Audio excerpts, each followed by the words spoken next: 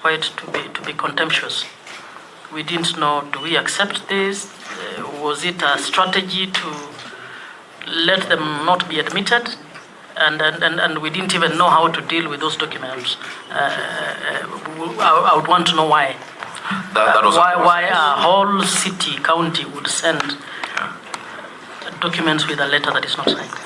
No, I apologize for that. I have since signed the responses. It's the same response, Chair. Senator Kavindu.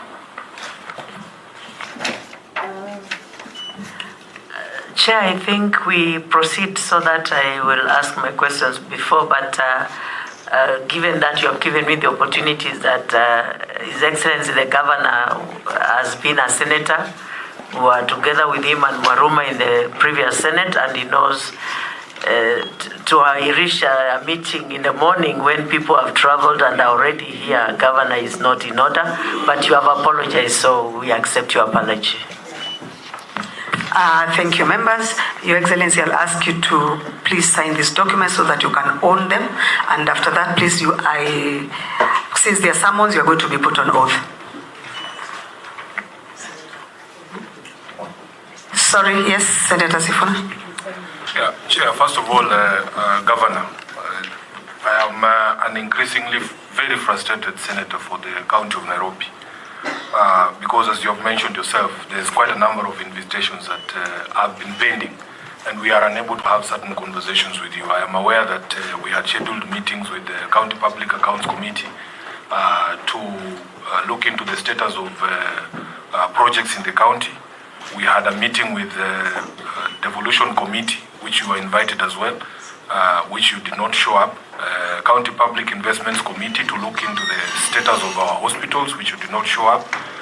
Of course, there was the Education Committee on the question of ECDs.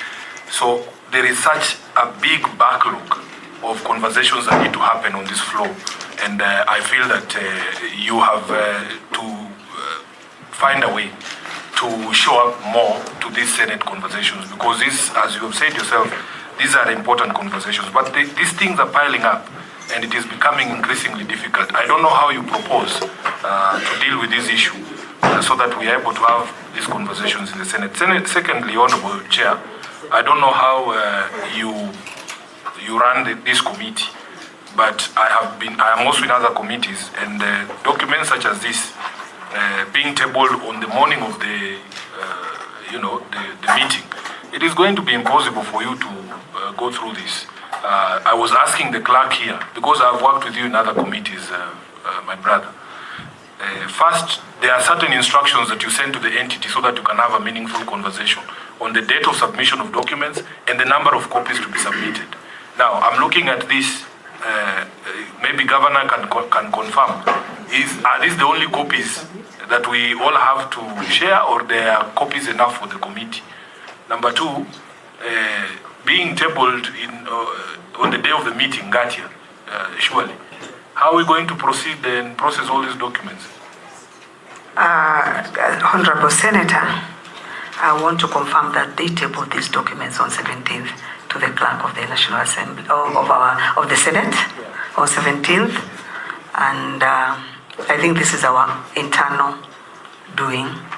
And since this is an inquiry, and most of those questions are straightforward, we'll just deal as, I don't know whether you've been given our file, Ngatia, which has all the questions. So the governor will guide us through the answers, and you'll be guided also by the questions that we asked. So have you given Honorable Sifuna our file, our internal file?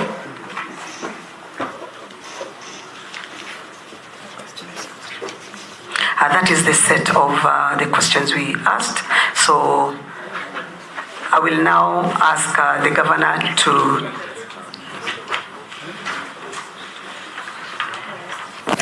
Chair, maybe to comment on that just a little bit concerning the clerk of the committee.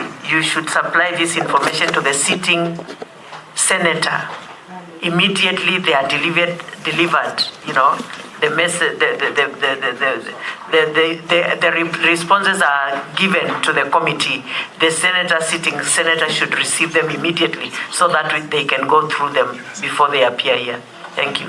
Very correct. Actually, I'm the one who noted, and I asked because I've been following whether the responses have come, and I'm the one actually who noted that the responses came on 17th as per. So, clerk, please, can you note that? It's very important so that the sitting senator can be able to verify that information and even guide the committee in case there's anything to be followed. So, Your Excellency, please, let's go to, you have to be taken on oath.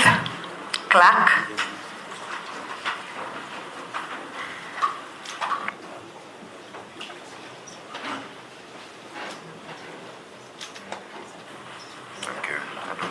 How did you know I'm a Christian?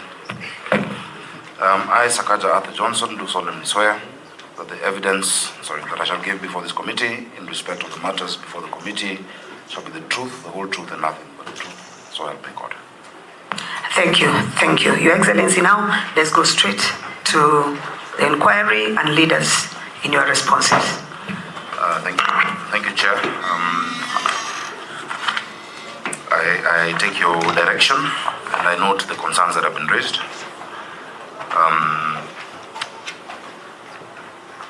There are very many questions that have been asked. I will just read what we have, and where we need further clarification, allow me to have my CC, Brian Bulama, and Director of Education to support.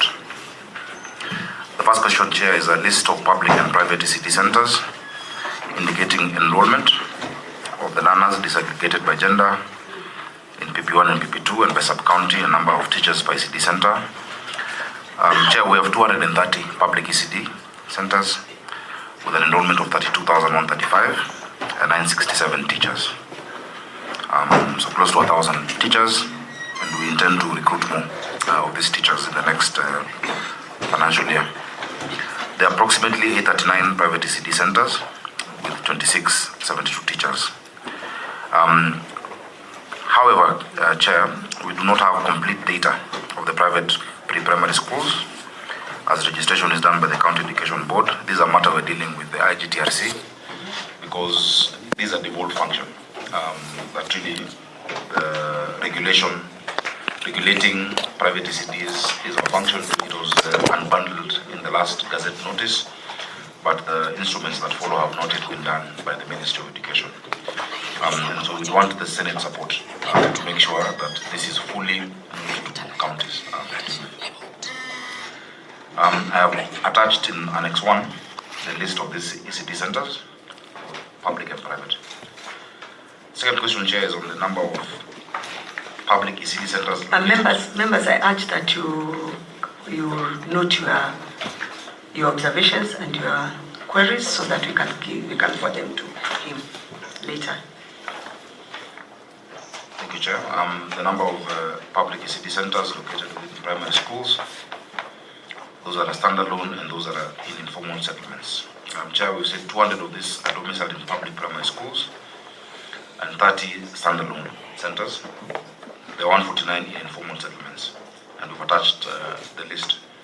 And Chair, I'm sure you have dealt with this in many other counties. Nairobi is peculiar because the public primary schools are also owned by the county government in Nairobi. And so we consider the entire schools. It is not, we don't have ECD centers located in primary schools. We have primary schools located in our ECD centers because we own the title, that's our land. Number 3, it's a breakdown of the construction costs of ECD centers, other infrastructure within the center, and sample photos, which we have attached, BQs, architectural plans and photos. The costs vary, Chair, depending on different factors like terrain, soil, etc. Approximately 18 million. It ranges from even lower 11 million depending on the number of classes. But the standard one is 3 classrooms, an ablution block, an office, and a kitchen. Chair. The amount of fees charged per learner in public ECD centers, specifying contributions by parents and county government. Chair, we offer free pre-primary education to all learners enrolled in our public ECD centers. We disperse capitation grants to these centers. And I've annexed in Annex 4 the free ECD guidelines and the circular that outlawed charges to parents. Normally the capitation share is 100 million shillings. Chair, the transition rates from primary to secondary school and from secondary school to universities, our transition rate share is 100%. We have full transition, and we even have more children joining from other centers into our primary schools. We do not have the transition from primary to secondary schools officially, but I know it's also 100% in Nairobi, because the secondary schools are fewer than the primary schools. But that's a mandate of the national government. Number 6 is the comprehensive details on teachers, the number per center, the qualifications, cadres, pay structure, salaries, terms of employment, teacher-pupil ratio, by ECD center. Clarify the teachers employed by parents, prioritize and transitioned to the county payroll during recruitment, indicating details of any refresher and retooling conducted for pedagogical skills development. Chair, all the pre-primary school teachers are employed by the county government under permanent and pensionable terms. Certificate holders employed at job group G, while diploma teachers are at job group H as per the ECD teacher scheme of service. Currently, Chair, the teacher pupil ratio is 1:33. Our goal ideally is for it to be 1:25. Volunteer teachers who are working in public ECD centers were prioritized during the last recruitment of 2022. Continuous teacher development programs have been ongoing where teachers are retooled on various topics. Chair, I've annexed the list of the employed ECD teachers and also the continuous teacher development programs in Annex 5. Budgetary allocation and actual expenditure in the education sector since the 2022-23 financial year to date, specifying allocations for development and current votes for ECD, county vocational training, county bursaries and scholarships. Chair, I have also attached that. In 2022-23, the total was 2.3 billion, followed by 2 billion in the following year and 2.312 in 2024-25, both recurrent and development.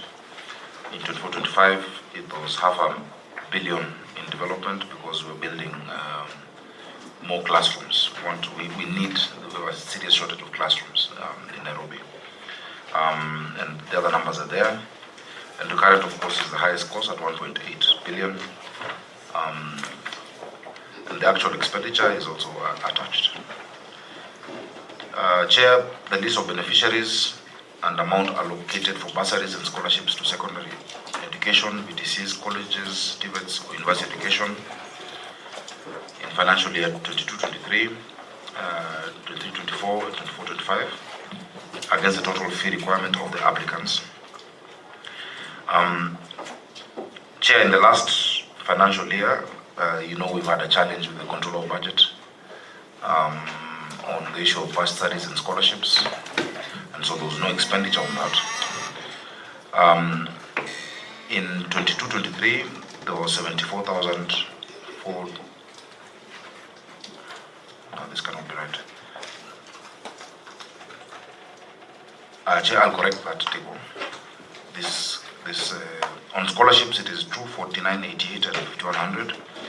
On bursaries, the number is much higher because every term we issue bursaries worth 2.5 million first term, 2.5 million second term, and 2 million third term. So that the number is actually 119,000. Chair, maybe you can point which table is referring to, because it says you change. Number 8 on page 3. Number 8, page 3. Number 8 on the word bursary. And I asked him to correct. Because Chair, what happens in the bursaries? There's a figure you have mentioned that is not on page 3. Yeah, that's what I'm saying. I need to correct. That's what she's looking for. Yes. We are looking for those other figures of 2-point-something billion. That is the table above, Chair. in terms of the total. So he'll correct that and then before we finish his. The area table is correct. It's this on number 8. The number of beneficiaries. Chair, let me explain. The number of checks can be this 69,433, but it's not the same beneficiary. When you issue the bursaries, it is based on those who come and apply and are given the word bursaries. And so many times you find that it is different. First term, these students might get, second term, a different set, third term. But the scholarship is specific students who are supported from Form 1 to Form 4. And that's a specific number. And so currently the 5,100 of them on our scholarship. We've had that challenge. Yesterday we had a meeting with the Control of Budget as the Council of Governors. There are certain requirements the Control of Budget asked for counties, including an intergovernmental agreement. And the Control of Budget actually said only 4 counties have been able to comply. That is Nairobi, Makueni, Murang'a, and one other county. We have gazetted the intergovernmental agreement. We have notified the county assembly, and we've sent a notification to the National Assembly on bursaries and scholarships. That was the criteria that the COB said every county must follow, because she sees it as a transfer of function, really, which, and as much as we may not agree, we have to comply with that. So those are the numbers. And Chair, just for illustration purposes, for the sake of the Senate, in the first 2 years that we've been able to provide bursaries and scholarships, the entire expenditure has been 1.88 billion. Contrasted with the last 10 years of Nairobi County Government, which was 3 billion. In 10 years, the expenditure was 3 billion. In our first 2 years, it was 1.88 billion until the COB stopped that matter. But we budgeted it to proceed to go on. Number 9 is details when the last quality assessment of ECD centers, both private and public, were conducted. Quality assessment of ECD centers, Chair, is a continuous exercise.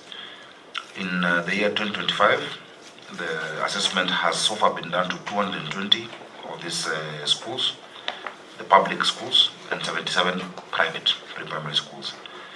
We've attached samples of the quality assurance reports of both public and private.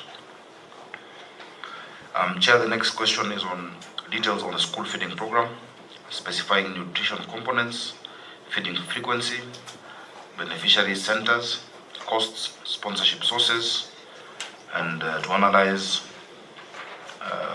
trends, enrollment trends since the start of the program. Chair, in a brief summary, this program that we run covers all our public schools, both pre-primary and primary schools. We have 316,000 beneficiaries of this program that get a meal each and every single day, Chair. The nutritional components of the school meal is carbohydrates, which is rice, potent sources of legumes, beans and green grams, vitamin A-rich vegetables, other vegetable cabbages, fortified oil, added by salt. Once in a while there is meat in the diet, and of course other condiments and fruits. Chair. The feeding frequency is every day. For the pre-primary, we start with the fortified porridge, the mid-morning snack, and then the hot lunch, which we must make sure is hot, Chair. That is a dish in a county meal. The beneficiary ECD centers is 31 public ECD centers. Cost per meal every school day. The cost to the parent is 5 shillings, Chair. The breakdown is that there's a county subsidy of 25, a sponsorship source of 25, and the parent does 5, Chair. The enrollment trend since the start of the program, Chair, in ECD, enrollment increased by 29%. We had 27,100 learners, and in 2023 moved to 35,000. In primary schools, the enrollment increased by 40%, from 213,000 thereabout to 316. It actually went up by 40% in our primary schools, Chair. And I can give more details, Chair, if required, around that program. Because it has a developmental component as well as a recurrent component. We had to physically build the central kitchens. We've built 17 central kitchens across the county, each of them doing a minimum of 15,000 meals a day. And we entered into a contract with a partner who executes the program, Chair, that is Food for Education. And they also get support because they do a national program as well in other counties. But in other counties, it is mainly for porridge provision. The support provided to ECD and vocational training by non-state actors in the county, Chair, the NGOs like UNICEF, among others, that provide capacity strengthening support to ECD teachers and vocational training. We've annexed in Annex number 9 the UNICEF report of 2025.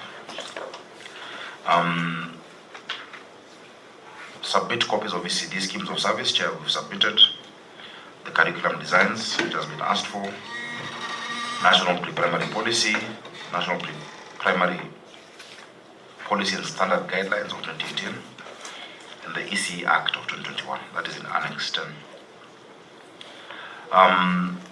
The number and locations of child daycare centers in the county categorized by public and private ownership. Chair, this we will be able to provide. The mapping is ongoing. There are very, very many of these child care centers. We'll provide the requested data once we complete the mapping exercise, Chair. The number of public libraries established in the county, the operational status of each library, staffing levels and qualifications of personnel managing the libraries. Just a moment, Governor. Yes. I think members, you agree that we first top at that, and then we can do the ECDE, then we can come to the libraries and PTCs. Members, please, are you ready to interrogate that information?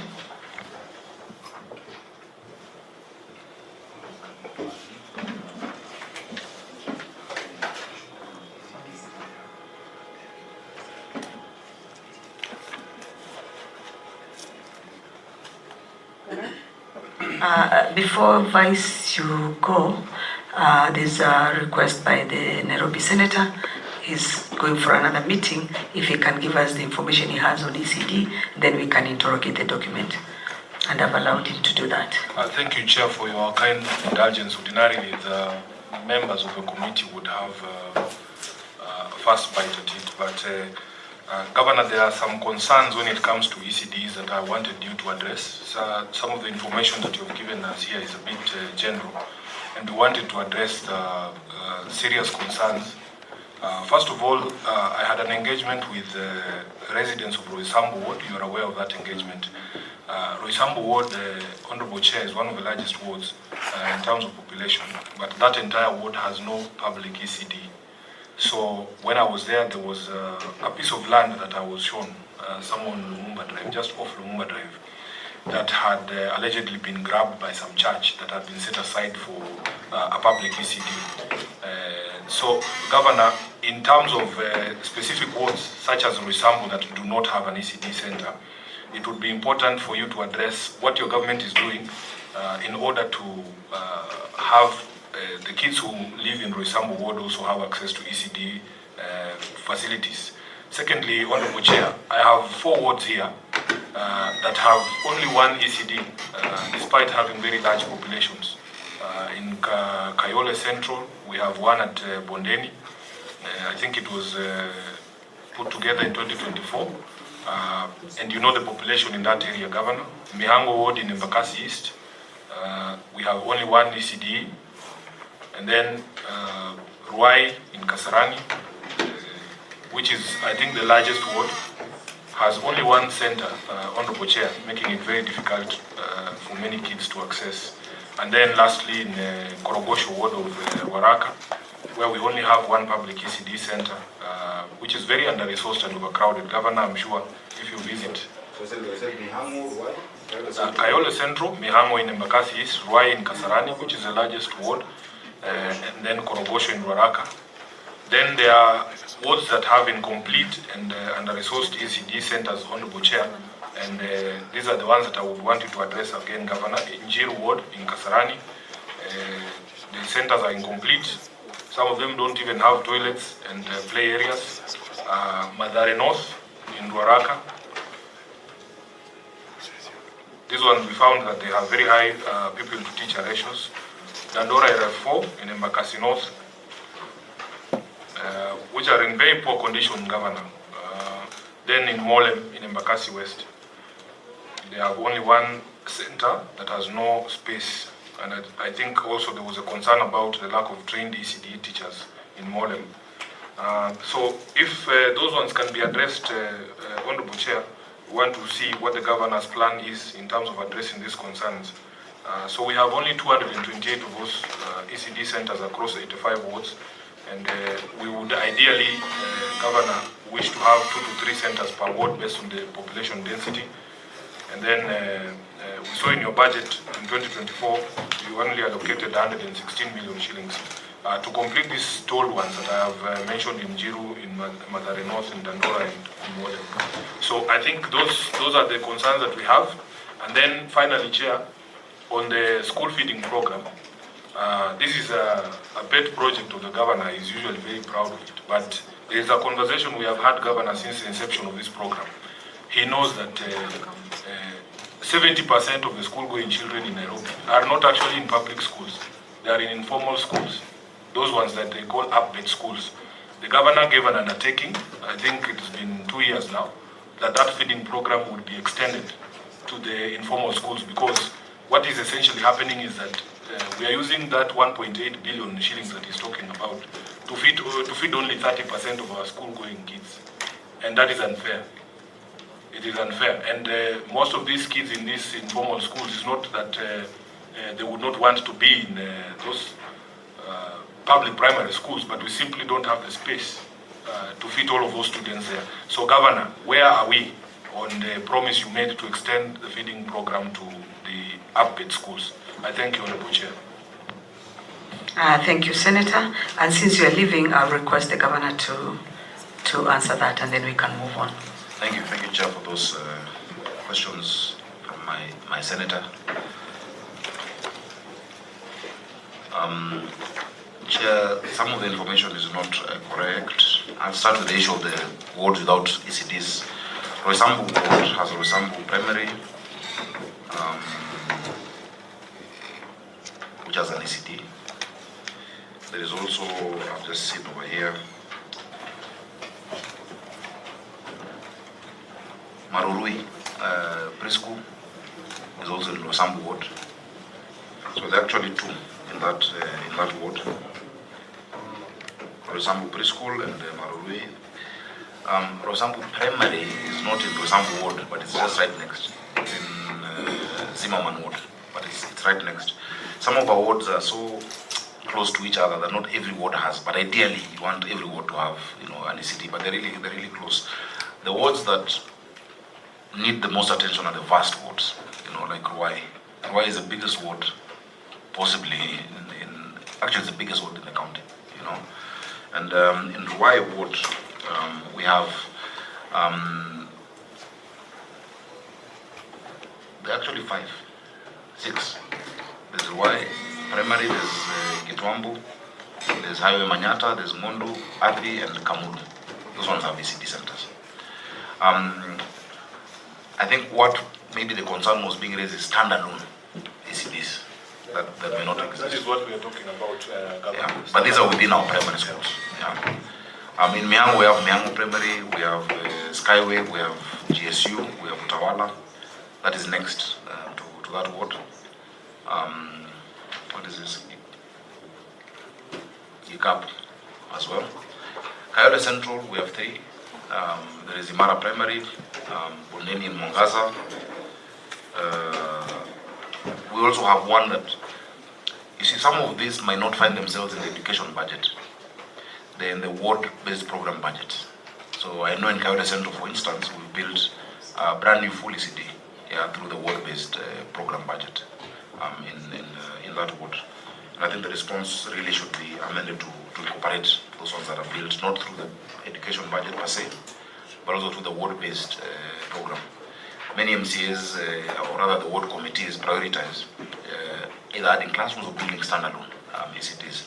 But that piece of land that we're talking about in Roysambu is something that we're actually following up, even with the National Land Commission to retrieve, to get back. Chair, we did an exercise beginning 2022 of getting title deeds for our schools. It's been an ongoing discussion.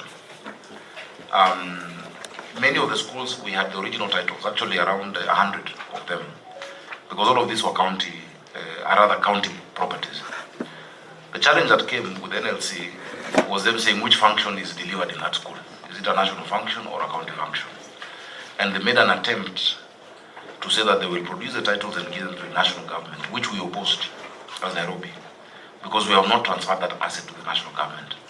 So even as you know, the language we should have is not that we have ECD centers in primary schools. It is that we have primary schools in our ECD centers.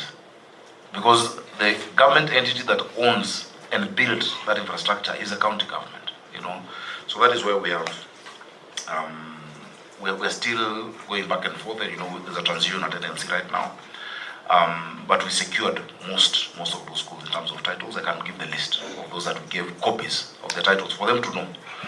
We can be able to furnish this committee. So on the land in Lumumba Drive, what is the status now? That is also within NLC. It's part of what we've asked for reservation. Is the matter in court? No, there's no court matter on that. There's no court matter.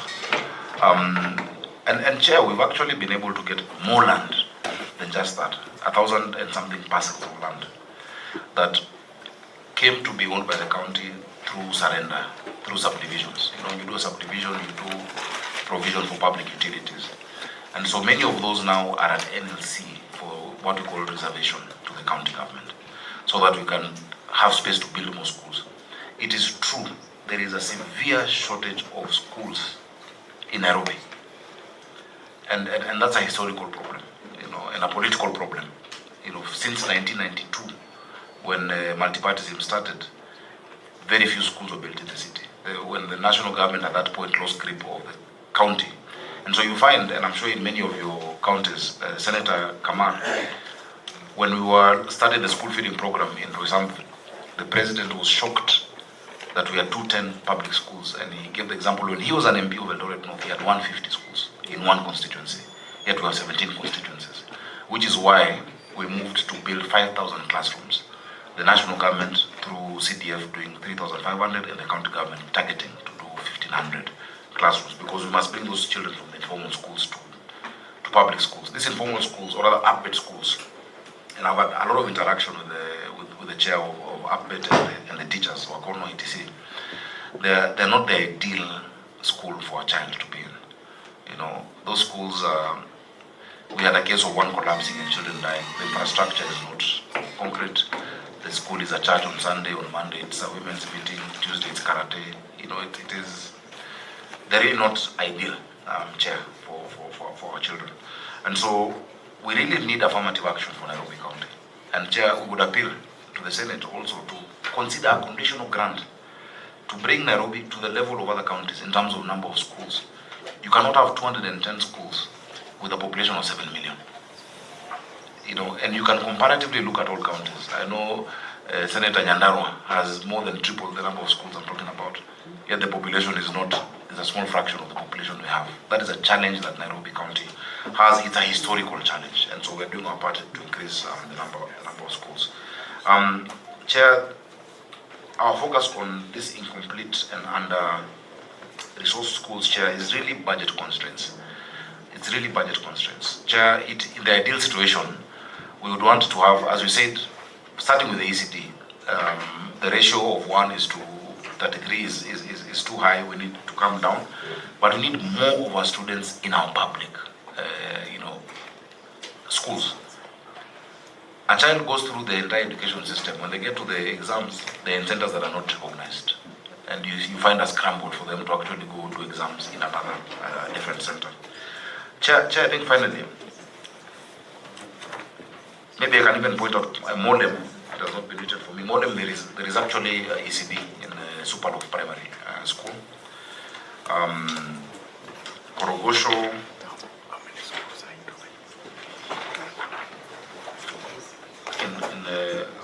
Maybe, Governor, as you are pointing out these ECDs, is differentiate those schools with classes and those with ECD centers. Chair, it depends on the definition of an ECD center. I can give you an example. If you go down the road to Kongoni Primary School in South Bay, the school is owned by us as the county. We built the school. The bulk of the classes are primary classes.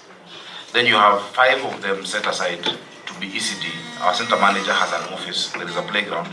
So it's a comprehensive school. It has ECD and it has the primary component. Yeah, that we agree, but what we get in most of the counties we go to is the ECD centers. Actually, most of them are domiciled in schools, but are they set aside? And how many are we talking about? Okay, you could have more streams. So if you have a center with maybe 5, 6 classes and playground and an office, then that qualifies to be an ECD, and that is what maybe the senator is asking, because you find some people would feel that in their schools they don't have an ECD center because they have classes. So even for us, we would like to know in those schools how many are centers and how many are in classes.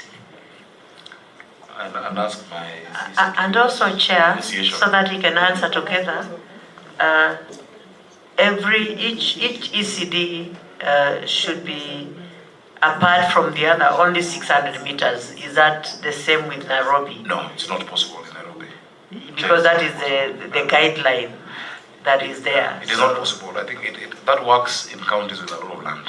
You know, in Nairobi, you can't get 600 meters from the primary school. So we've integrated them. You know, just because we have 696 square kilometers, and land is extremely expensive.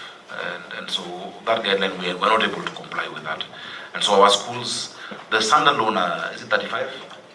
30. The standalones, which are just purely ECD only, are 35.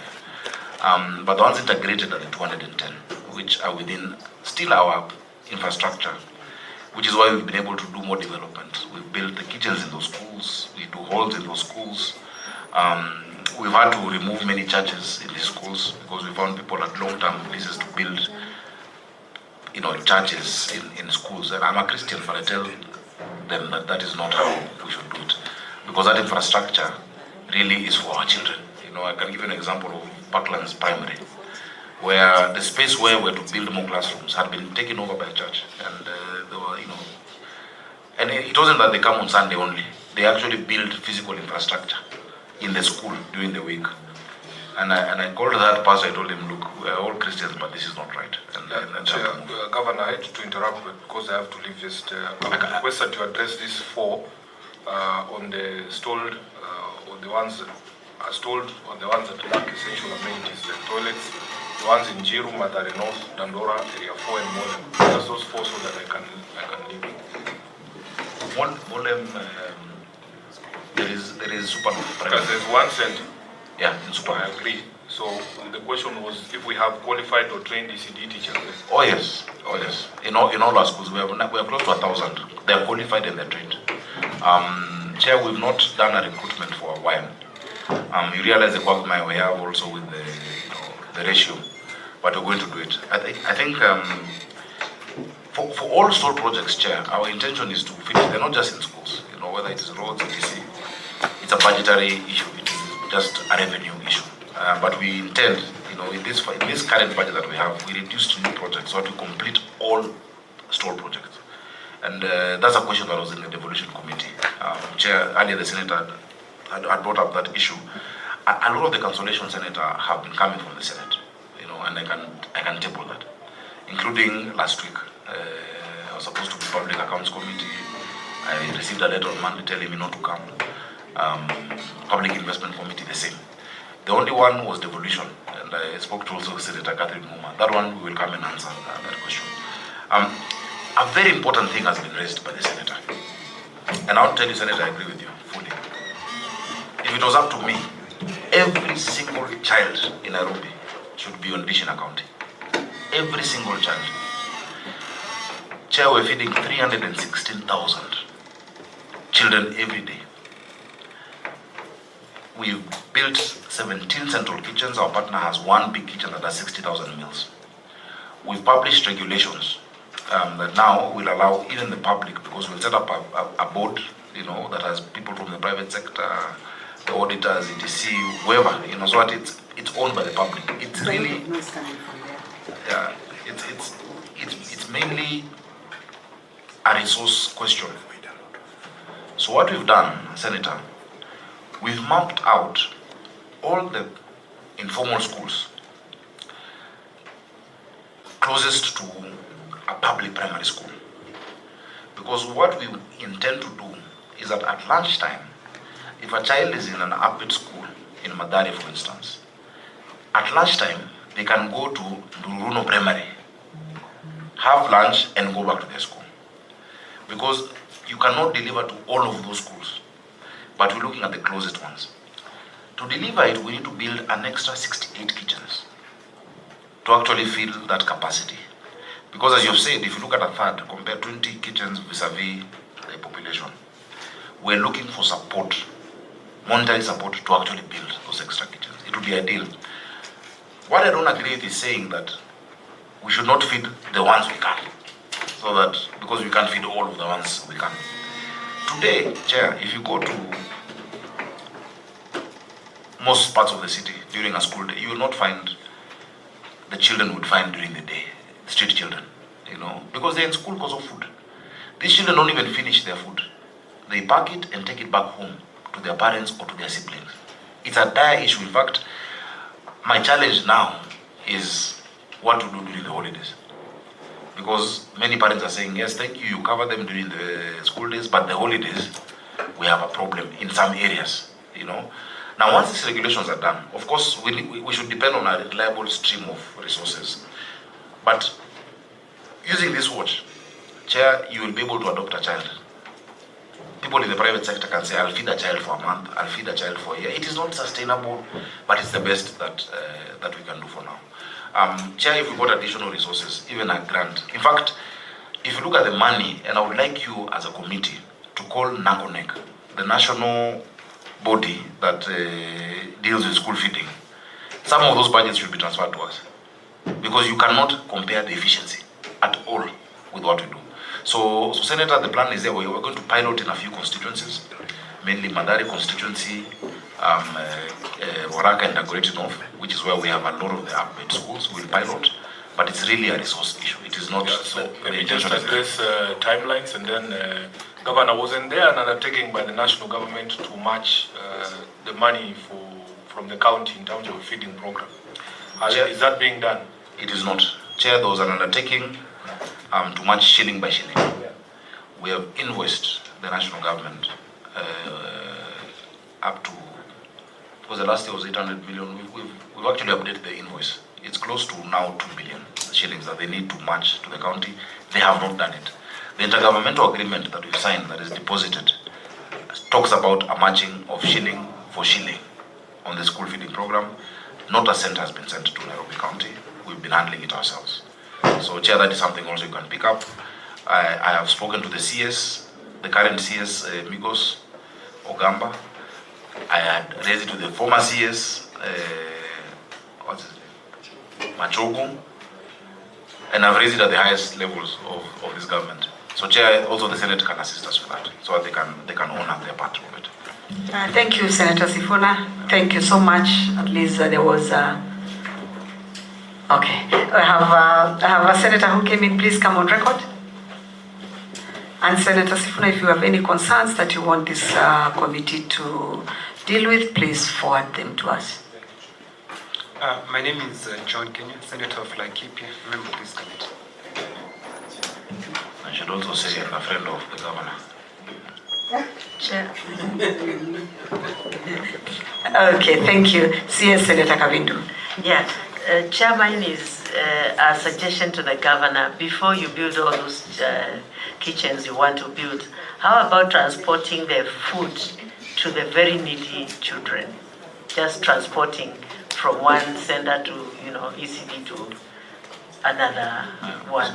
before you build? Chair, thank you. And I want to thank you because from Machakos County, we get a lot of our onions and tomatoes for this program. We get Western grams from Busia County. We get, some provisions from Nyandarua, including cabbages. We get food from, it's an entire ecosystem, Chair.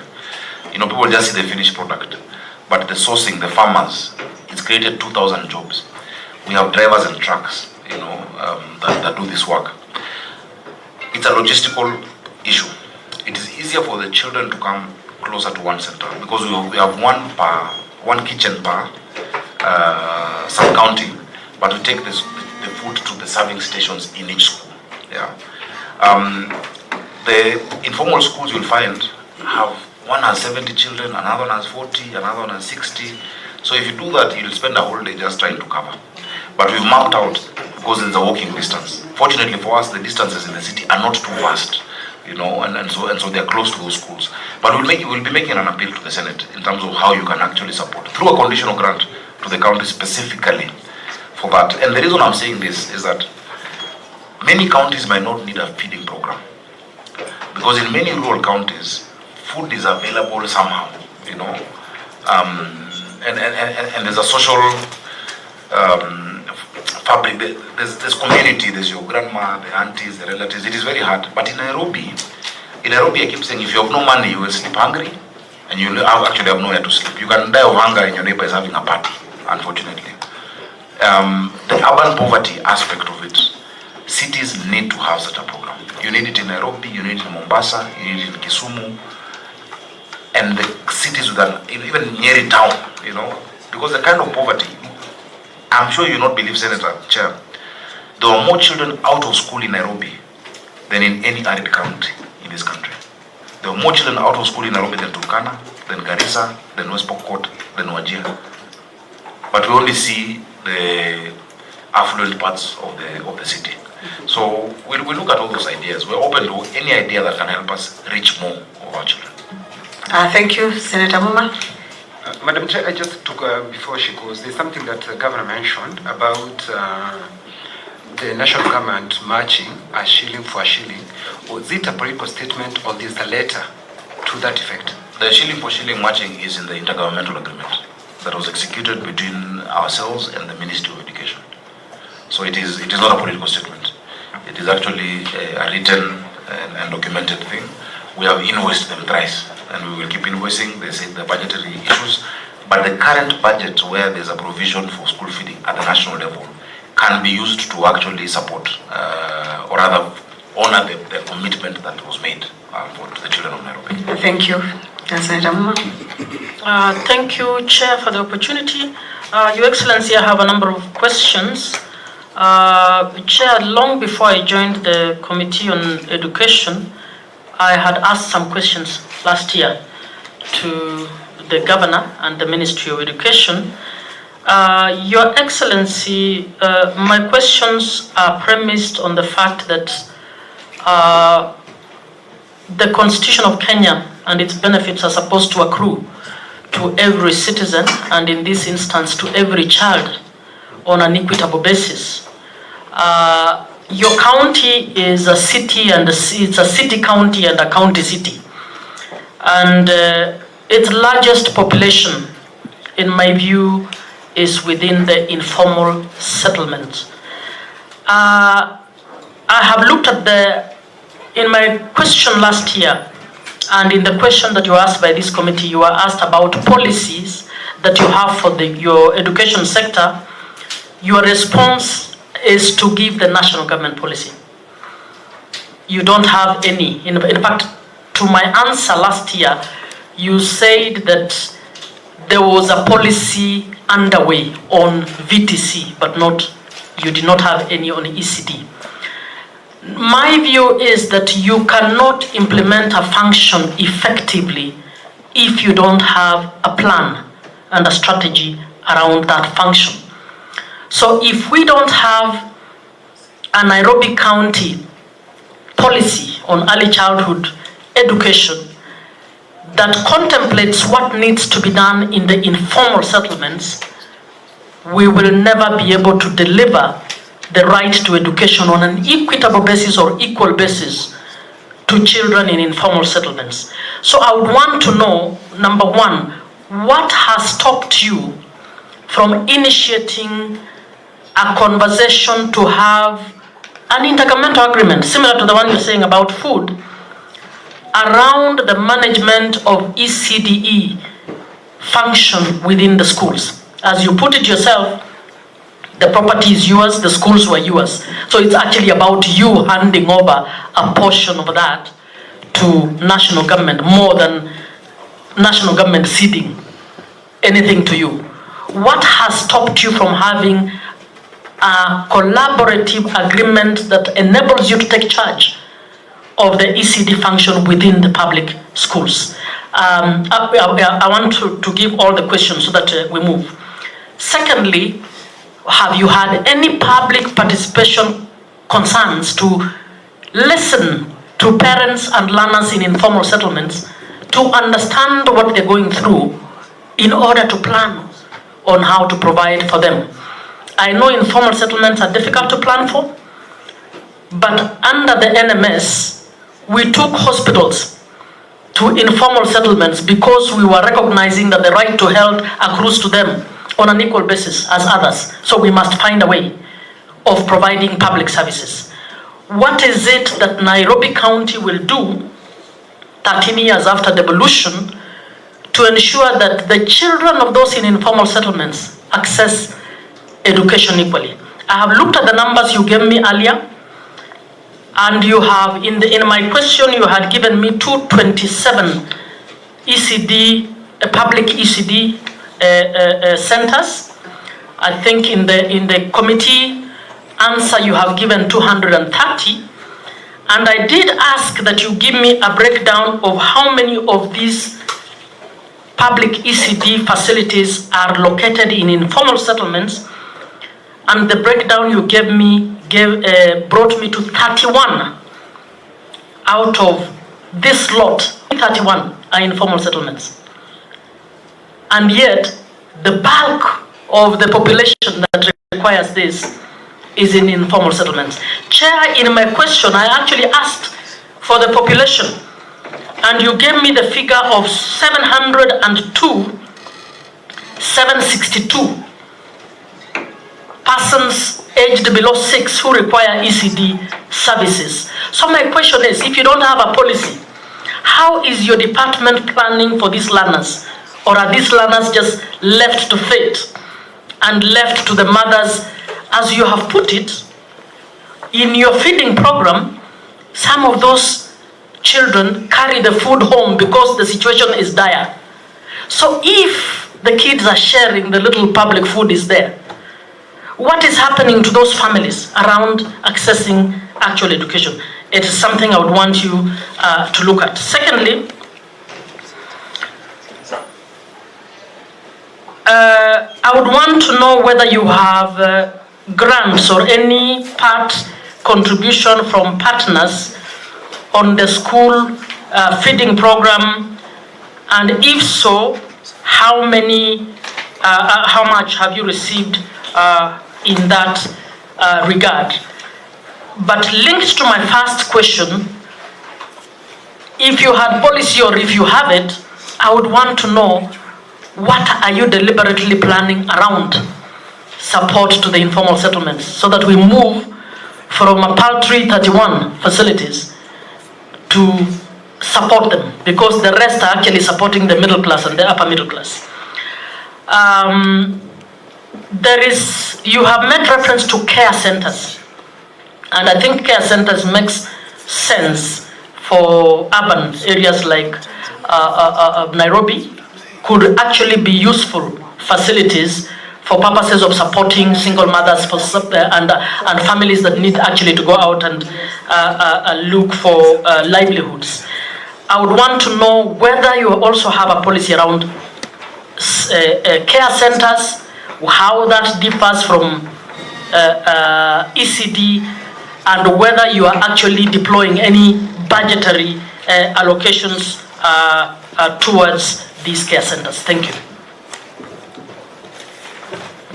Thank you. Senator Kenywa? Okay, Madam Chair. Governor, I think it's easier that way, isn't it? Madam Chair, there was a big story about 1 million chapati, which you made every student or learner in Nairobi believe that they'll be eating chapati every other day. I don't know whether it was a political statement or it happens. Because looking at what you have provided, you give for feeding program, I'm not seeing anything like or anything close to chapati. Secondly, I'm looking at the budget. Your recurrent budget is drastically reducing. What does that mean? Is it that maybe some of your employees are retiring, or what's exactly the reason? Because it's your budget. If I look at the year 2022, recurrent was 2. The year 2023-2024 was 1.9. The year 2024-2025 was 1.8. So why the reduction? My third question is, Governor, how many ECDs have you built yourself in your term? And are they fully furnished? Because I heard you explaining and I could not understand. You said the ECD centers in Nairobi, your explanation keep on differing. But it's standard, it is provided for in the policy. What is an ECD center? Would it change in Nairobi? You talked about enrollment because of the feeding program. The enrollment increased by 29%. Is this because of food, or is it an act of God? Because the population is increasing. It goes without saying, when the population increases, of course the enrollment will go up, whether you are feeding the children or not. So would you say with authority the 29% is caused by the feeding program? Again, did you inherit any of your teachers from the default? Well, Nairobi was a city. Did you inherit the people from the default city council? Was it city? Nairobi was not city council. City council, yeah. Did you inherit from the city council? And lastly, Governor, you mentioned about the criteria for you to issue bursaries, and you mentioned you have complied, Muranga, Makueni, okay. And the trend is very good because all these governors who have complied, they're all senators, which is very good. But you're missing the fourth one, who I don't know who he is. But what is the criteria? Because basically that's not your function, to be issuing bursary to secondary school and to colleges. What is the criteria, so that at least, because many of the governors who are coming here, they're telling us, who was telling us they have the pending bill? Oh, I think some governor came here and told us having pending bills. Are you not reading from the same script so that they would know what they're supposed to do so that they can be allowed to give bursary, which is not their function? But of course we understand when there's difference between what the law says and what is on the ground. Now, you know, my work is to skiz the ground. Thank you, Governor. Thank you. I think I don't want to ask mine now so that you finish, but I want to only add one thing to what he's saying. You mentioned earlier, Governor, that this was transfer of functions, actually. The intergovernmental relations agreement that you have signed is a transfer of function. Was money followed? Is there money that was allocated to this function because it was transferred? Because even if it is bursary, we are talking of the agreement you signed, I think had bursary in it, and then you also mentioned that there is a 1 shilling to 1 shilling agreement. Does that bring back the functions, or what does it mean to transfer the function? You finish those, then I will ask my questions. I'll start with the last one. Chair, the intergovernmental agreement or a requirement of the control of budget. If you ask many of us as governors, we don't see the bursary or scholarship support as a function that is being transferred. It is social protection, and social protection actually is a function of the county. Because the function of education is teaching the child, it is building those classrooms, it is paying teachers. We're not doing that. What we're doing is giving support. But the requirement was given by the control of budget, and we're just pragmatic that, okay, if the control of budget insists that we should do an intergovernmental agreement, all counties did the intergovernmental agreement and signed. Gazetting, 4 of us have gazetted them. Notification to the county assembly. So she's using Article 187. And so we're being pragmatic, saying, okay, if that is what you insist to do, because you can imagine, Chair, a child who is in Form 2 on our bursary, which we have committed to from Form 1 to Form 4, and suddenly the money is not there. Where does that child go? Yeah, we understand. So we're just being pragmatic. Yeah, we understand you. I want you so that you clarify that one answer. But there was no money for it. Yeah, it's the issue of social protection. Yeah. If you go for social protection, you'll do everything under social protection. But you have your own social protection even in health that is not sufficiently done. You have your social protection on these babies who are in formal sectors that is not done properly. Yeah. What as a committee we are interested in is the budget that has been given to a sector called education. Yes. And we are telling ourselves, what exactly must we do in that education sector? Must we be paying a university student who can go on strike if they don't get their right money? Because in fact the impact of that bursary to university did not stop the strikes. They went on strike because they didn't like the formula.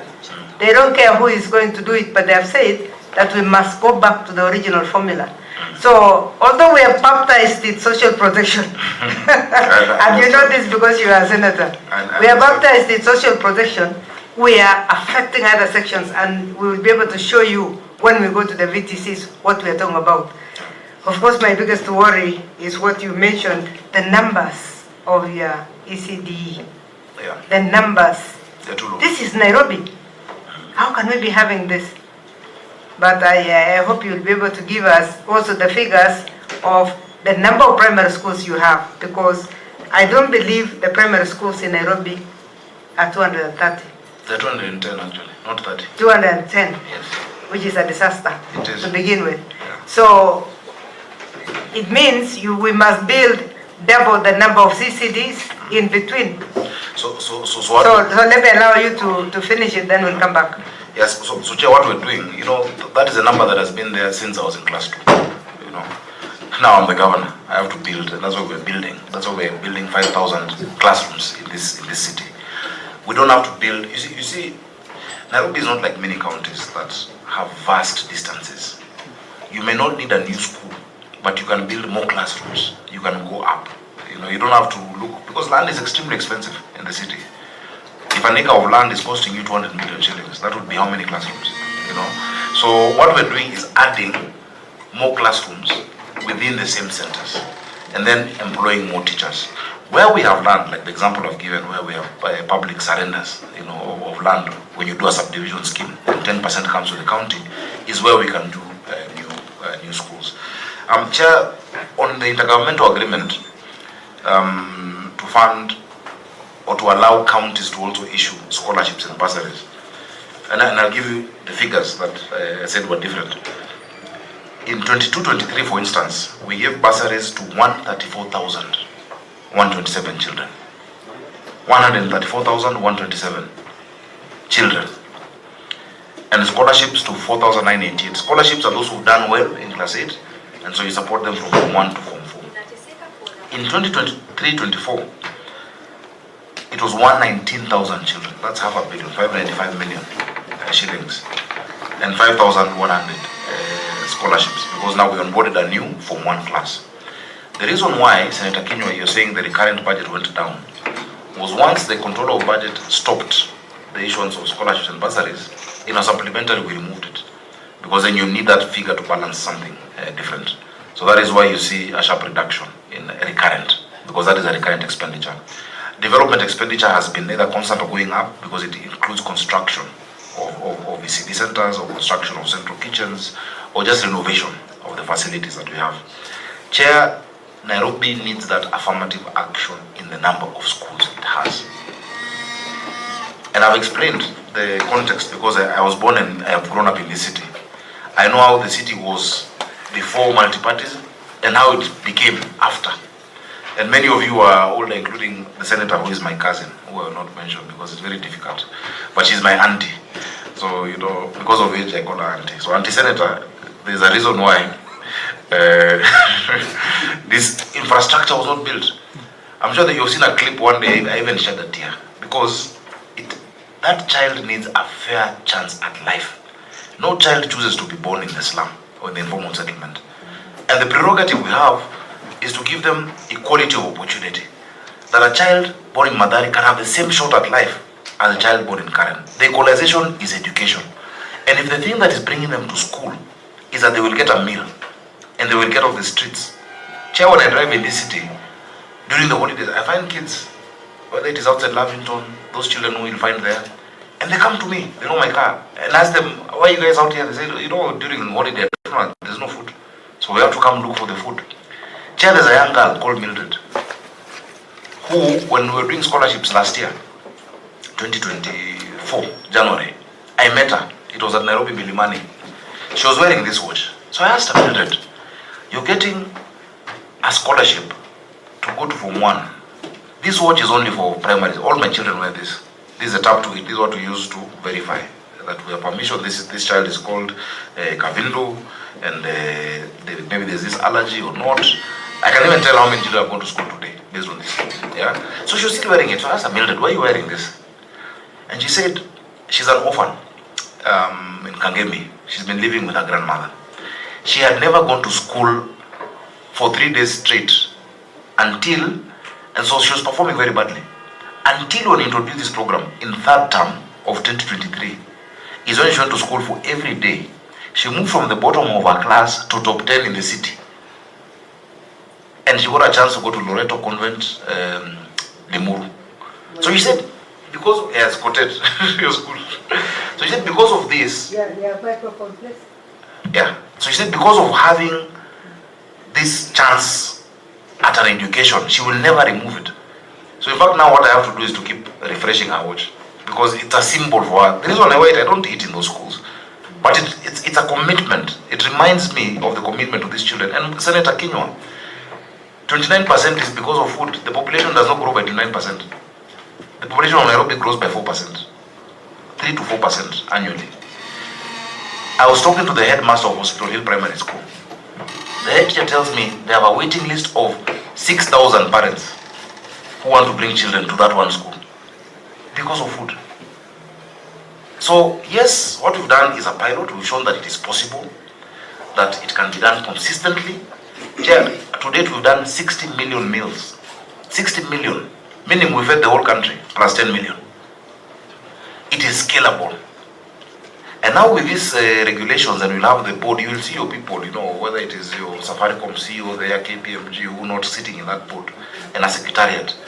Nairobians can be able to support a child or sponsor a child and for it to be audited. So Chair, for the bursaries and the food, there has been no additional budgetary allocation. But our intergovernmental agreement on food specified a shilling for shilling matching, it just hasn't been done. And so the national government owes us that money. They owe us, and if you can help us get it, we'll be very happy. But it's a commitment made, it's on paper, it is signed. When I go to Senator Kinywa's questions, before I come to Senator Catherine Muma, the percentage growth is directly attributable. And I'll be very happy to table a report, Chair, of a study being done by the University of London College of Hygiene and Health Sciences on the health outcomes of these children. These children are much healthier. We're actually monitoring. Chair, every day we have labs. And I'd like, by the way, if this committee one day can come on a tour for me to showcase what this process is. From beginning to end, and we go to the schools. I would really... We enter the 2 counties after meeting the governor. We go to the counties. So we are coming. Wonderful. That will be great. And so we test. We have our labs. Every single cauldron used, container used, every surface. When the food goes to school, the temperature is checked. if it is below a certain temperature, that food is not served. The container is sealed. The trucks are specialized.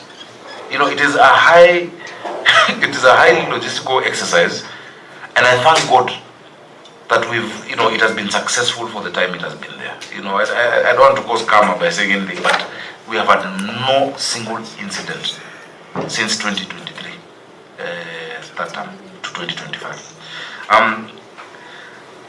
The question on the chapatis, you know, it was humorous, but it's a real, you know, the children really wanted it, and they really want it. And so the 1 million came because I was saying, look, if I feed 300,000 and each one takes 3, of course that comes to close to 1 million, but doesn't mean that you'll do that every single day. The machine that we have found does 6,000 to 8,000 a day. One has been paid for by the president. We are procuring the other one. And so some schools now can have it, you know, it's not every day. You know, some schools can have today in one part of the city, we're in 6 barrows. Another barrow can have the next day or another day, but the children love it. You know, school feeding cannot be how it was when we were kids, where you're given food that is boring, that you don't enjoy. It has to be nutritious, but also tasty and also exciting for the children, you know. And our food is actually very, very tasty. It is nice. One day, if you walk down the road, maybe Governor, as you're talking on that, so that I don't come back to it. Yeah. School feeding programs. Yeah. What is the relationship between building kitchens and having a service provider? So the service provider, Chair, runs the service. The infrastructure is ours. So we built 17 of these central kitchens. Each of them does between 15 to 20,000 meals. But the employees there, running the buses, sourcing the food, you know, whether it is carrots, tomatoes, whatnot, is done by someone we have contracted called Food for Education. Because one, we saw that they have actually skin in the game because they have a huge kitchen that already built.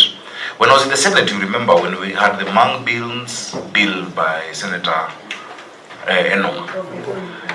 You know, I spoke about what I saw in the Senate. Remember during COVID, there was a lot of vandalism that happened in schools. And so with friends of mine, I went to donate some desks in a few schools, in Olympic, in Nagureti North, Katina Primary, and in Kinyanjui Primary. When I went to Kinyanjui Primary in these schools, normally when you go there, they'll say, oh, Senator Kinyua, we're happy to see you, we're excited. Then you ask the children, what do you want? They would say, we want a basketball, or they would say they want a school bus. But children started saying, we want food. And so I tried to bring an amendment into that bill to say that the national government must provide for school feeding by getting it from the farmers. Unfortunately, the bill didn't see light of day. I think it was reintroduced in this Senate.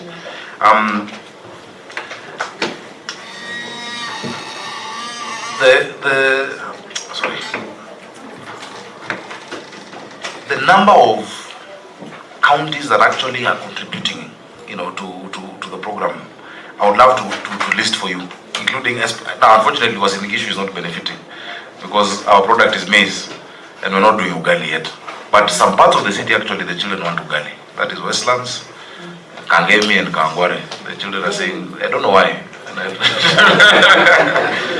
But they're saying that. But I've just forgotten. There's something specific you've asked. Sorry? No, I think you have answered that one. Yeah. It was a relationship between so the infrastructure is ours and the infrastructure. Yeah. Because some of these ideas, Governor, some of the ideas you give us, we also transmit to other governors. Yeah. So where we have something positive, we pick from you. Where we have something negative, we tell you what the others have done. So I was explaining when I saw that issue in the Senate, and I went to those schools. I was invited to a school called Mukarara Primary by the MP for Dagoretti South. Mukarara Primary had one kitchen built by this, or rather run by this institution called Food for Education that I saw. And I said, we need to replicate it. So when we actually engaged them and tendered, because they have skin in the game, in industrial area, they have the biggest kitchen in Africa that does 60,000 meals. And they started in Ruiru. If you just open it up, many brokers and entrepreneurs will come and say, oh, I can also do feeding, I can do it. But you need somebody with the expertise and with the passion to do it. So that is the nexus. And they've also built 7 of their own kitchens themselves. They are funded. They've gotten funding from the Children Investment Foundation Fund. I've seen there's a question on external funding. SIF has funded them. The only external support we've gotten was by the French government. In 2024, what was it 2024? When we went to, I'll confirm, I think 2024, when we had the climate summit, that was in 2023 or 2024, one of the French ministers who came, called Crisula, she was the Minister of State, asked me to take her to see this program, and I took her to Kibra.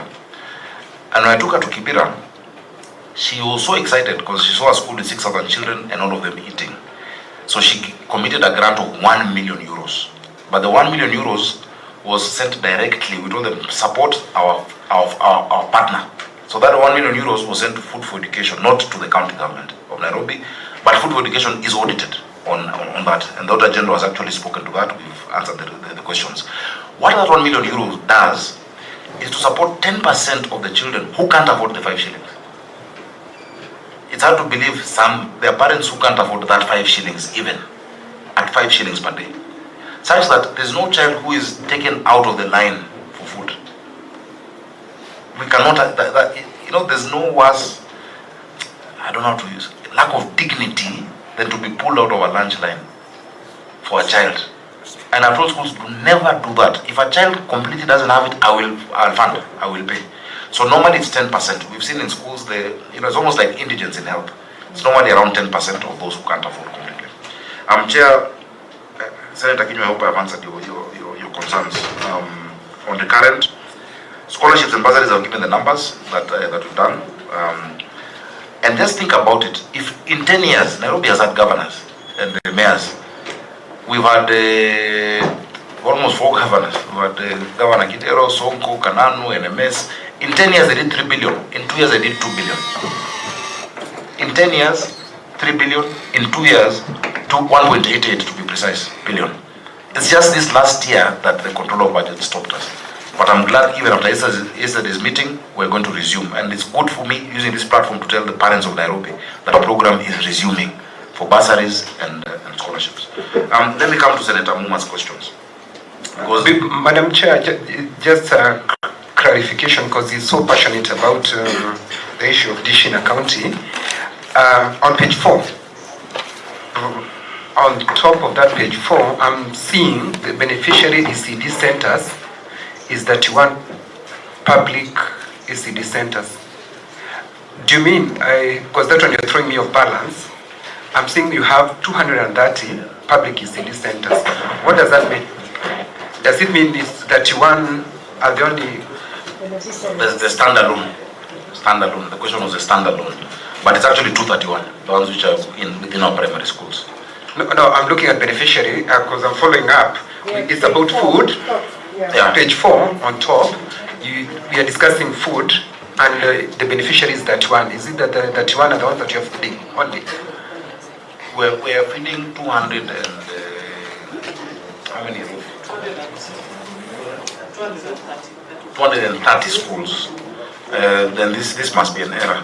But remember, I explained, it is only 31 centers that are on their own, that are not within a primary school. Oh, they were based on, I thought, I'm looking at it in continuation to food, so I thought... sorry about that. So it's actually 316,000 children, 316,000 children are being fed. Every day. Yeah. 316,000. Maybe so that I dropped my question which I had earlier and you picked it when you talked of donor support. Yeah. Why would you give a donor to a service provider instead of controlling the funding yourself? Because this thing you call Food for Education, by the way, is very attractive to any donor. It was the donor. So long as they know it is ring-fenced for that purpose. Yeah. But if you start spreading, it means you'll be looking for donors, and your service providers will be looking for donors, and you will meet. You will meet on the table of the donor. Yeah. And I'm saying this because this is not the only donor you have. You can have Safaricom doing something. You can have all the others who are doing their social responsibility can also do the same. So why are we diverting it? I'm worried because in arid lands, some counties are giving free food 100%, and we have met governors here who give free food 100% to children in ECD. The reason they have partners. The minute the partners think they are giving money to a service provider, they will run away from even the Nairobi good thing.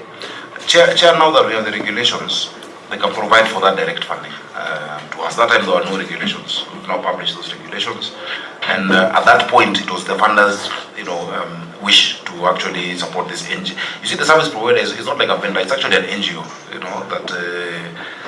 that attracts such funding. Now that we have regulations, all support to Dishina County will be coming to the county government. Chair, that would be neater, and I agree with your suggestion. It will actually be neater and easier for us to account for it, and to say for sure this amount has been used in this manner. Chair, that one I take your advice. So yes, so Senator Anti number one. It is. Governor, you're out of order. Sorry. Anyway. Let me go to the questions. The education policy, generally, if you look at the fourth schedule of the Constitution, general education policy is domiciled with the ministry, with the national government, and counties implemented. For informal, what is that? What we have in terms of legislative intervention for the city, or rather our framework, one, we have Childcare Facilities Act that we've actually done in Nairobi to regulate that space. We have developed regulations then to operationalize that law, and we can be able to submit that. Actually, public participation around that is going on. We are trying to look at which framework we can have, because we've had meetings, formal meetings with these update schools and with the ministry. And we're saying that, look, there needs to be, and I agree, Senator Muma, there needs to be a specific policy around this update. Update means alternative provision of basic education and training. There are results, they have come up as a result of government not performing or not delivering to the people and not providing. If you go to the ministry says they don't recognize them. They don't recognize them. You cannot do an exam in that update school. And so I agree on the need for a specific policy around the informal update schools, but the correlation of the number of schools in the informal settlements may not necessarily reflect how many of the children in informal settlements are in our schools. Because you find in every informal settlement in Nairobi, neighbors are semi-affluent or affluent area. So for instance, if you go to Muthaiga Primary School, there's no child from Muthaiga. They are from Madari. If you go to in Runda, Gidogoro, what school is in Runda? Cheleta. It's not a child from Runda per se in that school, but it's a child from Gidogoro in that school. So the number doesn't necessarily directly reflect on who is in the schools. It's just where the schools were built. But the schools are very close. Every estate in this city that is affluent or semi-affluent has an informal settlement next to it. And so the children of the workers of the houses in Karen or in Runda or in whatnot are the ones going to those schools. Now, the problem is land tenure in the informal settlements in terms of being able to find a space to build. So where we have space to increase the capacity or to build more schools, you'll find, for instance, Westlands Primary. The children in Westlands Primary may not be the children from the houses in Westlands. They're from Kangemi, they're from Deep Sea, informal settlement next to Westlands Primary. If you go to my former school, Aga Khan Primary, now the children in Aga Khan Primary are from Deep Sea and High Ridge. They're not the Asians that we went to school with in the same school.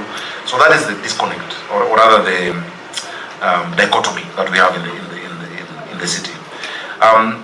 We really must build more classrooms. If there's any program that I've seen the president doing that of course I support most of his programs, but one that I feel speaks to the hearts of parents, it is building classrooms in Nairobi. Every MP got around 58 million shillings through CDF to do 33 classrooms in the city. When that 1 billion was introduced and they were doing 1 billion per year, the National Assembly, other countries said, why is it only for Nairobi? The president himself intervened and said, no, this city has that need for the schools. And it's been done year on year, and we're also doing our bit as a county government. So I'm really open to engage because we've had public participation sessions with the people in the informal settlements. I go there sometimes, and just listen. And my team does it. In fact, some we do there, some we bring them to Charter Hall when we want a more structured meeting with organizations. We don't do it in the informal settlement, we bring them. Because if you go there, then the discussion moves from what you've gone to discuss on education and becomes Omaji and there are many other, pressing needs at the same time. But I would want us to, and I would request this House, because the Senate sits at a place of such great authority and responsibility, that if the Senate, on its own motion, together with educationists, to bring people from different sectors, to come and help us create either policy intervention around what do we do with informal settlements. Because I've said the prerogative we have as senators, and I still consider myself a senator, because I've been in the Senate longer than I've been a governor, is equalization of opportunities. If you equalize opportunities, this country will be good. If Kinyua knows that his child has the same chance in Laikipia to be whatever he wants to be as a child in Kisumu or in Nairobi, we won't even care who is the president. Every Kenyan will be okay. On the issue on... Chair, just allow me to do a follow-up on that. Yeah. I happen to be on the Nairobi delegation, much as Kisumu, not Kisumu Rural, Kisumu Nyakach. I would want us to take the governor seriously on that point. And Governor, I am happy with whoever else as the committee may plan, for us as this committee to sit with you, if you allow, and your technical team, for us to be able to assist on what it will look like to have a county policy, particularly around the informal settlements. They are also coming up in cities like Kisumu and Mombasa. I think it would help to resolve a big issue, not just for Nairobi, but for the country. I would be happy as a human rights person and a member of this committee, chair, with your permission later, to be able to move on. I'll be very happy to share. We had a task force that was done in a task force report 2014, thereabout, by the first county government, that of course needs updating, but really started looking at that discussion, at those issues. I know Humphrey Watanga was there, the now KRA boss.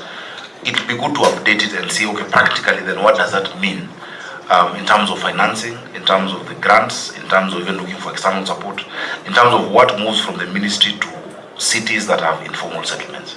Because it's a big problem. And remember, you will not solve the issue because you create a vicious cycle. A child who is born in that environment and then does not go to school properly and then grows up and also then has a child, you're just creating a vicious cycle that replicates in our cities, and it's a ticking time bomb, Chair.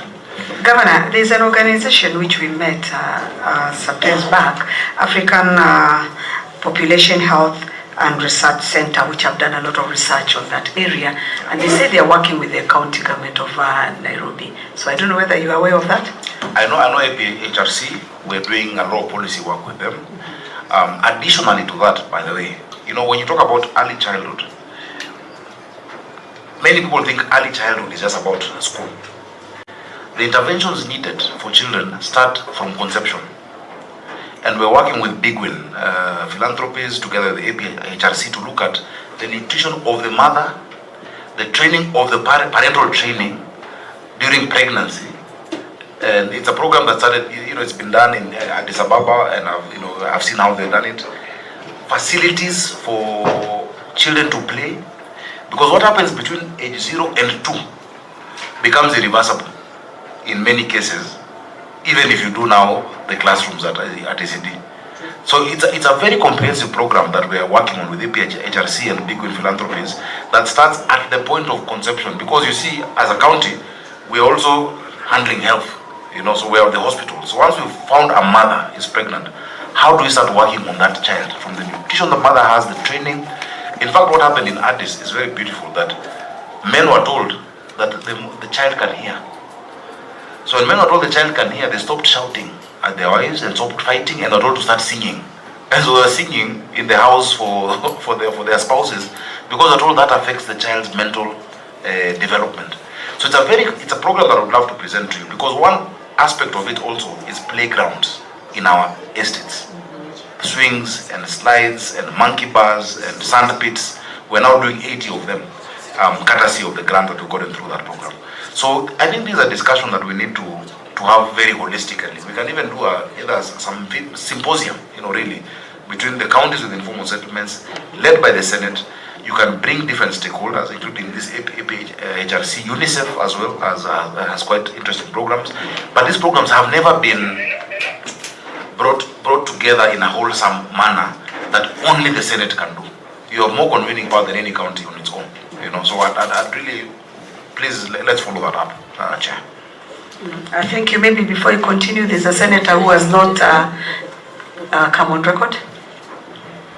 Thank you, Chair. Kamau Moranko, member of this committee. Thank you. Governor, you must appreciate that since the meeting moved from 9 to 10, there are so many other meetings going on, and that's why members have to move to go and give quorum in other meetings. And Chair, I'm actually informed that I'm being waited for in another committee. Of health. Energy. Health yielded. I was invited to health, education, and energy on the issue of public utilities and way leaves. We had an issue on people. Let's rush it out. Let's rush it hours, and I think members will appreciate that since we got this document today, I think we might need a workshop so that we can look at these documents before we do our oversight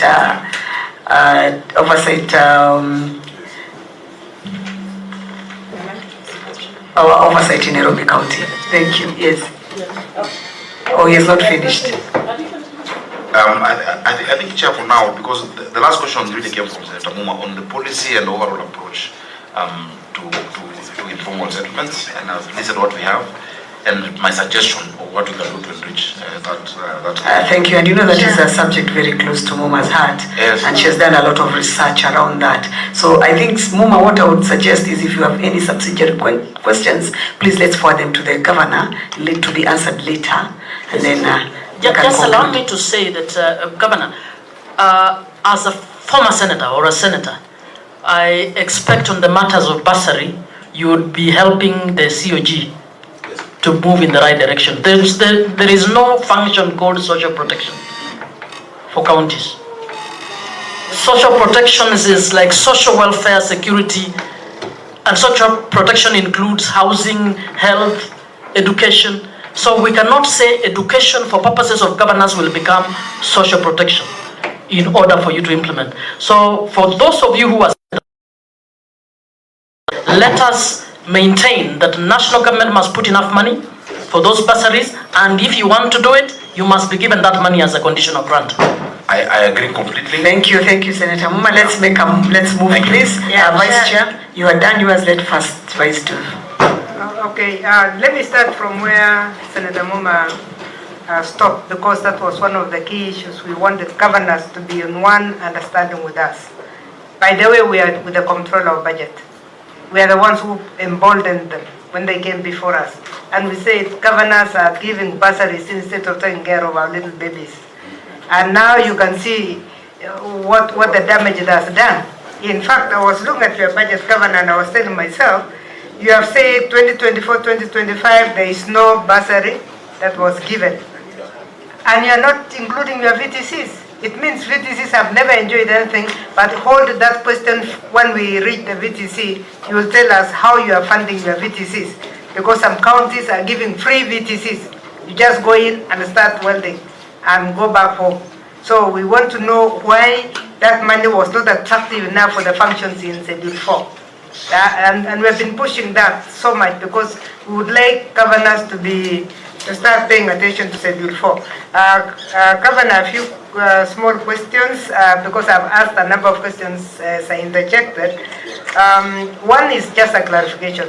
We are not against primary schools hosting ECDs. In fact, Nairobi, you said is opposite, and I'm happy with that. Yeah, they are hosting primary schools. But while we are hosting primary schools, there is a policy here that tells you the acreage that you must confine your primary school. And that, in fact, in the city, it is about a quarter of an acre. 3 acres. No, in this policy here of 2017, it gives you acreage, and that acreage, I hope you have the policy of 2017, and if you look at the policy of 2017, Article 1.1, pre-primary 1.1, you can show the governor, we have urban areas, in fact it's less than a quarter, it is 0.125 acres. And then in rural high schools, the recommended acreage is a quarter, rural high density. And then rural low density is half an acre. What we are looking for is fencing off. Governor, we are going to counties where governors have built beautiful toilets for the small kids, but in the primary school. So class 8 takes over the toilets, and these little babies do their things before they reach there. So it is very important that we isolate them. I want to thank you because of the fact that you are focusing so much on how the child can be equalized at that level. And yours is rural and urban. You have also those slums which you must take care of. So I think I commend you for that. So we are not against primary schools hosting or ECDs hosting. Just let's make sure that they're isolated, they're fenced off, their play area is so attractive. And we look forward to see their play area. I was looking for the swings and the slides and whatever. Now, those ones are very attractive to class 4. Even if they are ECD properties, they will jump over fences to go and play. So you must fence them and have an exclusive area for them, and that is also a comment. The other comment that I had was, I was actually very worried when I saw private schools are more than public schools. Then I said, okay, we have arrived in Nairobi, all of us, so we are building nursery schools to take care of middle class and above, so that should not worry us. Your ratio 1 to 33 is not that bad, but the population, I'm in shock. What is the population of students who are out of school? How many children don't go to ECD? In my village where I was born, 1966 we started going to nursery. It means in Nairobi, we have children who have never stepped in nursery. And since they overgrow at age 7, you send them to primary school. Do you have a figure? Have you done your estimate? Just put that one down, because we want you to summarize the last question since you are in a hurry. And the cost of building an ECD center, Governor, 18 million. This is the highest we have ever had. Is it that Nairobi is too expensive to build anything? Because we were accusing somebody this week that they're using 4.9 to build 2 classrooms and a small kitchen and one washroom. It was one, oh yeah, that one was one classroom. One classroom, an office, and whatever was going to 4.9. Now this one is, and that was the highest for us. So 18 million. The costs seem to be an issue that you need to pay attention to. If you're using public works, I know we discussed public works when you were a senator, and we are saying public works give us figures that are outrageous. It's like they don't belong in the same country. And in fact, the National Assembly blocked them from giving figures. Even when I was a member of parliament myself, I would get their figures, white them out, and go for labor only. And when I went for labor only, I was using a quarter of what they were telling us. So sometimes some of these things called tenders can let us down. Transfer functions you have mentioned, was expensive. Why not spend in ECD VTCs?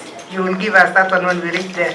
I think I'll leave it at that, Chair, so that we can quickly run through the VTCs. Please do the furniture as you finish. And I'm told, the Governor, I'm told that Governor Natembeya has gone to Energy, that they will inform us when he's through. So, can you do the furniture? Now, I was looking at the furniture. I've been tracking the furniture. Can your CEC tell us the page? Where is the classroom? The photos? 113. As you're looking for the picture, I was just going to tell Governor, please compare the affordable housing cost in Nairobi for a 3-bedroom and what your people are telling you about 3 classrooms. Okay, Governor, if you look at the photos of your children, beautiful, bright colors, which is what the police even asked for. but the seating arrangement. Which page? Actually, if you look at it, page 110. It is even earlier, even from 110, 111. You start from 108. The children are there. I think those ones are in class. They are not eating. Then you go to 109, 110, 111, 112, 113, up to 114. Governor, we have been looking at this, and I remember the first Council of Governors designed a table for children. And we said we don't want more than 6 children around a table. It's easier for the teacher and it's easier for understanding. It's easier when you want to do play groups, and it's easier when you want to change from one subject to the other, whether they are molding or they are doing whatever. But we can see that yours, most of them are rectangular. See, is that a rectangle?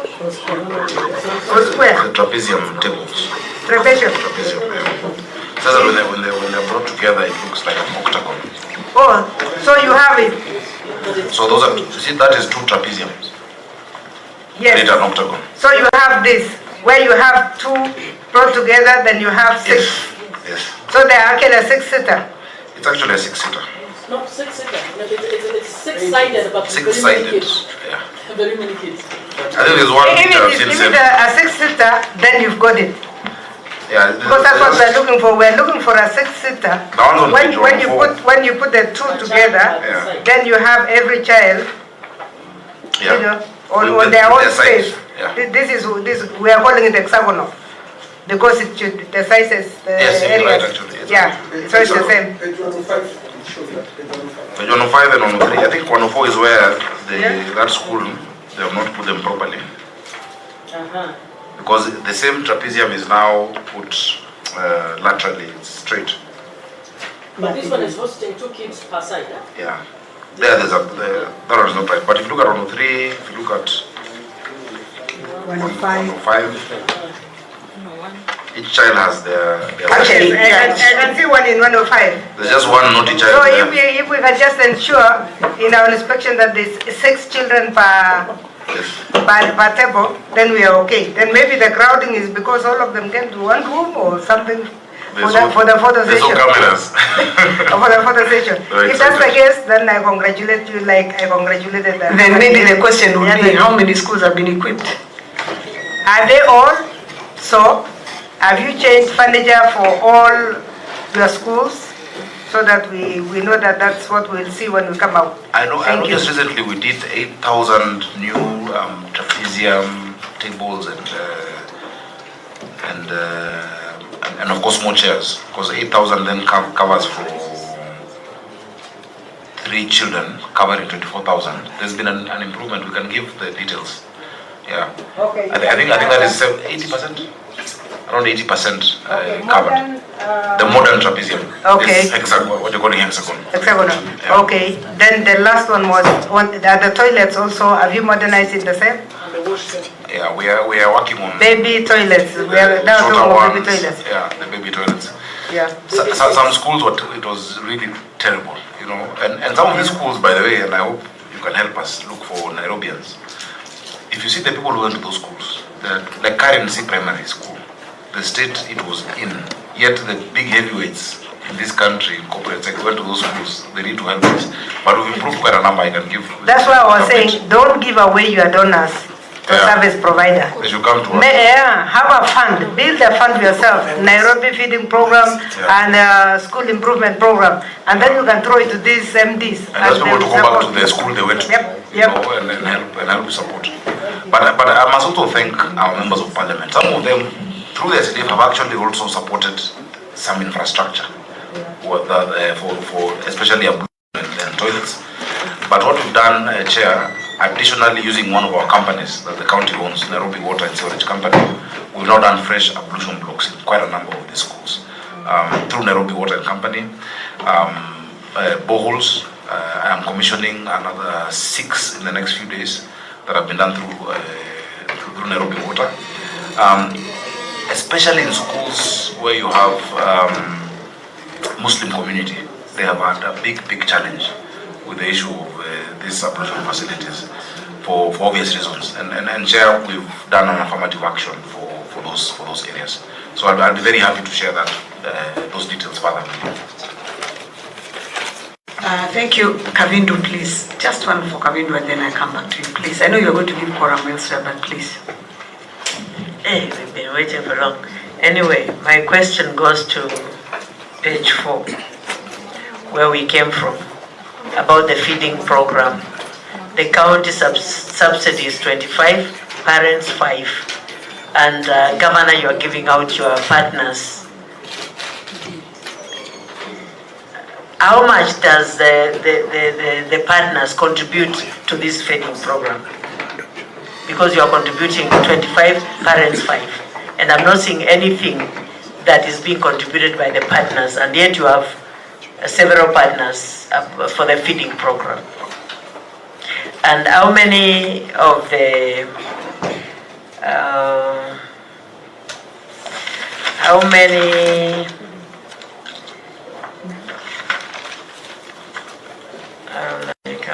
let me come back for that. Let me get it and then come back. Okay, Morango, please, Senator. Asante sana mwenyekiti. Gavana, swali yangu moja. Bila kusema nilitembelea nani, lakini nilikuwa jela la Lang'ata women, na nikapata pia shule pale ya chekechea haikuwa nzuri sana, hakuna ukuta, wanasema pia wapati lishe. Nataka kujua Gavana, kama uko na mpango wote kuhakikisha wale watoto wamezaliwa pale pia kama kuna nafasi ya masomo. Asante. Yeah, I've got it now. Through you, Chair. How many public libraries have the county government under your lead has built right now? And yeah.